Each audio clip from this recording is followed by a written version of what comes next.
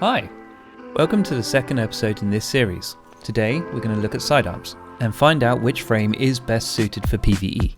We have 260s, the precision frame, 300s, the adaptive frame, 325s, aggressive frames, which is 2 burst, the lightweight frames 360s, the 450s rapid fire frames, and the 491s, the 3 burst adaptive frames.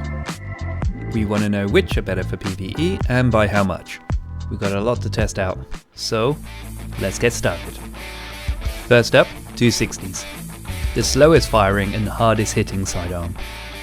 They have the lowest base mag size and the longest reload average of all sidearms, but they do have the joint longest range.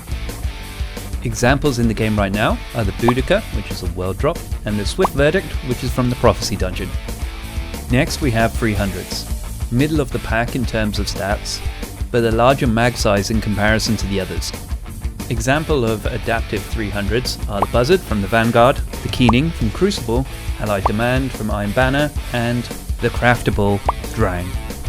Becoming more popular recently, we have the aggressive 2 burst, the 325s. Made popular by the Breachlight a few years ago, they have the joint highest range and one of the longest reload times.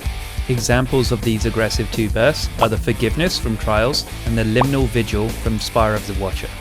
Now the lightweights 360s, the lowest mag size and the fastest reload speed of the sidearms. Examples of this are the Redback 5SI, which is a world drop.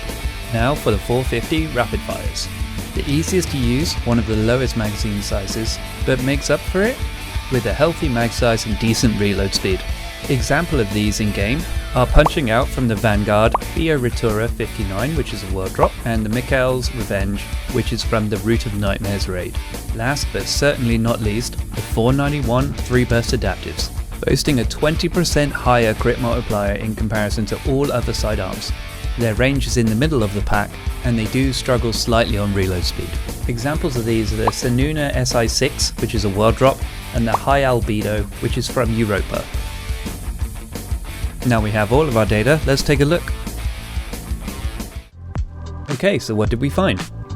I'll put in a pinned comment how I figure out these numbers, so not to waste anyone's time if people are curious how I do it. And the 491 3 burst came out looking the best. Its additional 20% crit damage puts in work, but even in body shot damage it can still lead the pack. The 325 aggressive bursts are not far behind either, and have an additional meter of range. Yes, perk pools make a massive difference, but now we know the foundation that these perks are building on. Personally, for the lower damaging frames, I'm going to lean into the elemental perks, Incandescent, Hatchling, those kind of things, rather than damaging perks, just to try and catch up with the higher damaging frames. Okay, so now over to you. Have you been using sidearms in PvE since they had their buff in the mid-season patch? Is there a particular role of a sidearm that you're looking for? Is there a sidearm you've been using that you're really enjoying right now? I'm really curious what other people are looking for and using, so let me know in the comment section below.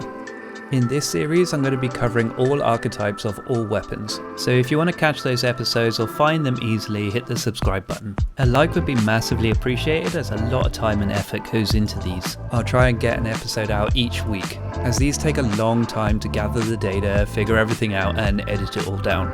But until then, I'll be reading any comments to see what everyone thinks of their sidearms. That's it from me. Remember to have fun out there and never let your tea go cold. Catch you in the next one.